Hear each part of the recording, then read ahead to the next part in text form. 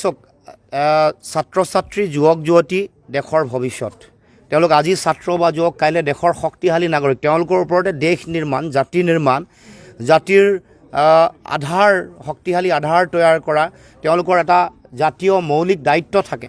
গতিকে দেশত এই সময়ত 63.88% ডেকা প্ৰজন্মৰ মানুহে ভৰি আছে তাৰ মানে 60%তকৈ বেছি 60%তকৈ বেছি গতিকে এই সকলৰ ওপৰত ভাৰতবৰ্ষ অসমৰ ভৱিষ্যত নিৰ্ভৰ কৰে গতিকে মই আহ্বান জনাইছোঁ যে দেশৰ গণতন্ত্ৰ শক্তিশালী কৰিবৰ কাৰণে আমাৰ যুৱ যিসকল প্ৰতিনিধি আছে তেওঁলোকে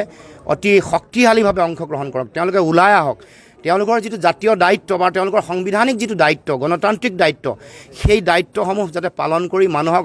সচেতন কৰি সঠিক শুদ্ধ আৰু যুক্তিপূৰ্ণ সিদ্ধান্ত যাতে যুৱ প্ৰজন্মই গ্ৰহণ কৰে তাৰ কাৰণে সকলোকে আহ্বান জনাইছোঁ আৰু আমিও আশা ৰাখিছোঁ যুৱ প্ৰজন্মৰ 63.88% তাৰমানে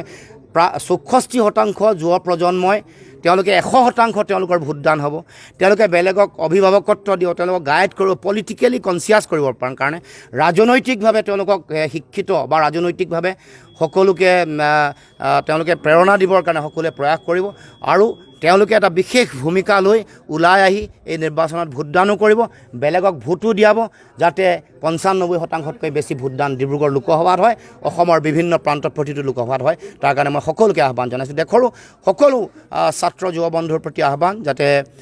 সকলোৱে আমাৰ যিটো গণতান্ত্ৰিক দায়িত্ব সাংবিধানিক দায়িত্ব সেইটো যাতে সকলোৱে শক্তিশালীভাৱে পালন কৰে জলদি আনা না মা ভুক লাগিছে আনিছো এগ পোচ টেস্টি সোৱাদ লগা খোৱাটো হ'বই এয়া হৈছে থলুৱাভাৱে উৎপাদিত সুস্বাদু আৰু পুষ্টিকৰ মহাশক্তি কণী খাওক আৰু সুস্বাস্থ্য লাভ কৰক